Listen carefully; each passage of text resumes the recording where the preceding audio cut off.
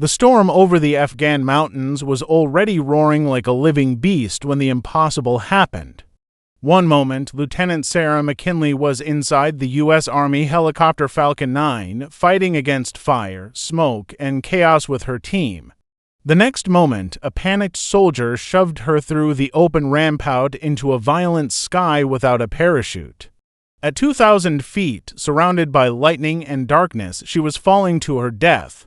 No safety, no time, no second chances. They thought they had just watched a fellow ranger vanish into the blackness forever. But rangers are trained for the impossible. They don't fall, they fight the sky itself. And what Sarah did next would become one of the most unbelievable survival stories ever recorded. Stay with me, because once you hear how she rewrote the rules of gravity, courage, and fate, you'll understand why some soldiers don't need parachutes to survive. They carry something far stronger. Welcome to the channel Women of War, where courage lives in every breath and real warriors remind us what the human spirit can endure. Tonight's story isn't just about survival.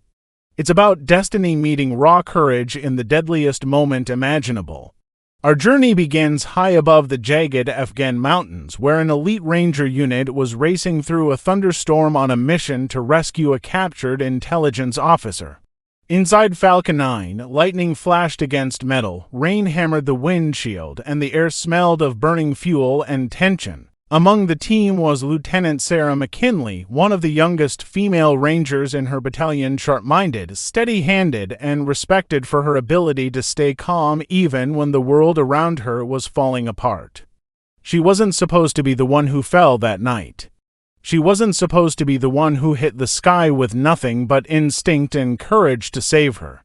But fate has a way of testing the brave, and on that night, in the middle of a storm that swallowed sound and hope, Sarah McKinley was about to face a challenge no training manual had ever prepared her for. The night mission was supposed to be simple: fly into the valley, reach the extraction point, retrieve a captured intelligence officer, and pull out before enemy fighters could respond.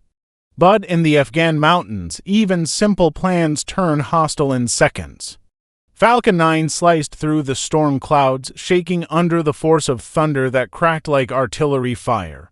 Inside, the Rangers stayed focused, checking weapons, reviewing their timeline, and keeping silent under the red cabin lights. Sarah McKinley watched the pilot struggle to stabilize the craft as wind gusts slammed into them. She sensed something wrong before anyone said a word. Then, without warning, a heat-seeking missile streaked from the mountainside. The explosion tore through the tail rotor. Falcon 9 spun violently, alarms screaming, fire shooting across the cabin walls.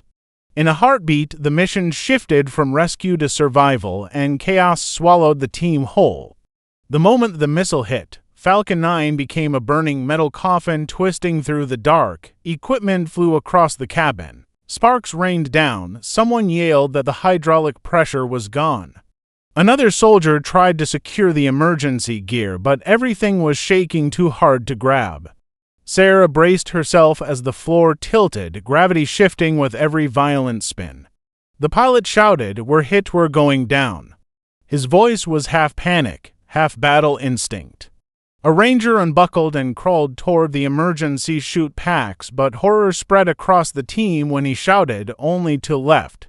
6 soldiers. To chutes, no time to think. Fire crawled along the interior frame. Outside, tracer rounds sliced the air enemy fighters already targeting the crippled helicopter. Smoke thickened, burning their eyes and lungs. The pilot's voice cracked as he yelled, "Prepare to jump." But nothing about this moment was survivable. The rear ramp was partially open, letting in freezing wind that whipped through the cabin like a blade. Sarah pushed toward the straps to steady herself, but a panicked soldier grabbed her arm.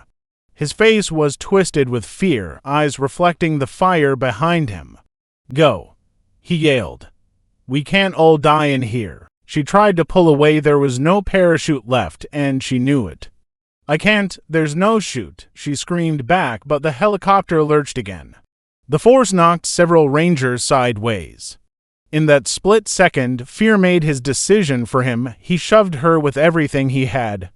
Sarah's boots slid across the metal floor, and before she could grab a rail, she was outthrown into the storm, swallowed by freezing darkness. The helicopter lights disappeared above her as she tumbled downward, falling helplessly from 2,000 feet with nothing but instinct and air beneath her. The air ripped the breath from her chest, the wind so fierce it felt like needles piercing her skin. Sarah forced herself to stop spinning. Training took over, flattened the body, spread arms, angle legs, control descent. Her mind, usually calm, raced through calculations, distance, terrain, impact points. Lightning flashed, revealing a massive ridge below, thick people with pine trees. It wasn't safety. It was a last chance. She angled her fall toward it, using every bit of resistance the air offered. The treetops rushed toward her faster than she wanted. The first branch hit like a hammer, then another, each one breaking her fall and breaking parts of her with it. Her ribs cracked, her shoulder tore out of place. Finally, she crashed into deep snow, rolling until a fallen log stopped her with brutal force. Silence followed. She couldn't breathe, couldn't move. But she was alive against every possible rule of physics. Pain woke her before the cold did. Her breath came in short, shredded gasps. Snowflakes landed on her lashes as she forced her eyes to open. Somewhere far away, she heard an explosion, the helicopter crash site. Her team, her people. Sarah grit her teeth and pushed her body upright. Agony shot through her ribs, and her dislocated shoulder throbbed like fire. But she started crawling anyway, one slow inch at a time, dragging herself across snow that felt endless. The wind carried enemy voices, vehicles approaching the wreck. She swallowed fear and kept going. Every movement felt like tearing muscle from bone. Halfway there, she saw something under twisted metal, a hand moving weakly. Sergeant Daniels. Alive, barely. Sarah? He whispered, blood on his lips. She pulled herself beside him, using her good arm to free him from the wreckage. I thought you were gone, he said. So did I, she answered. Hours passed in brutal cold. Daniels faded in and out, each breath weaker than the last. Sarah knew staying hidden meant both of them would die, either from the cold or the enemy closing in. She scanned the wreckage, searching for anything usable. Then she saw the radio transmitter, burned but not completely dead. With shaking hands, she tore wires from scorched panels and scavenged a partially charged battery. It wasn't engineering, it was desperation and instinct. She forced the pieces together, praying for even a flicker of power. The device crackled weakly. She pressed the button. This is Lieutenant Sarah McKinley, Falcon 9 down, to survivors. Request immediate extraction. Static roared.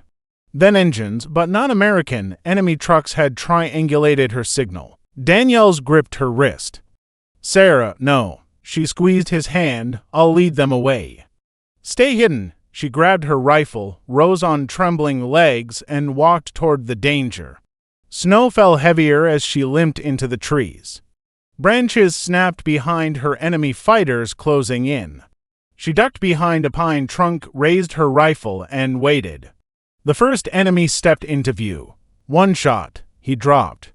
The others fired wildly, bullets cracking into bark inches from her face.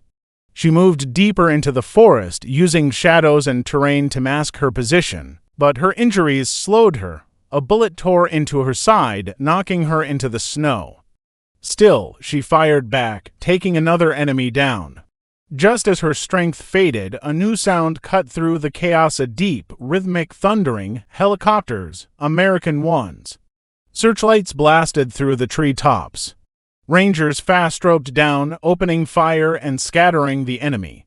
Sarah lay bleeding, barely conscious, watching her brothers in arms reclaim the battlefield. A ranger knelt beside her. Lieutenant, we've got you. She managed a faint nod. She'd held the line long enough to be found. As the echoes of battle fade and the last chapter of Sarah McKinley's ordeal closes, her story leaves us with a truth far greater than survival. She didn't endure because fate spared her. She endured because courage refused to let her fall. From being thrown out of a burning helicopter without a parachute to crawling through freezing snow with shattered ribs, to standing between life and death for another ranger, Sarah proved something the world often forgets, that real heroes rise not when conditions are perfect, but when everything seems impossible. So, the next time life throws you into darkness, remember her journey. Remember that strength is not measured by how softly you land, but by how fiercely you refuse to break. And if this story touched your heart, like, comment, and subscribe, because here on States of History we honor the warriors whose courage deserves to be remembered forever.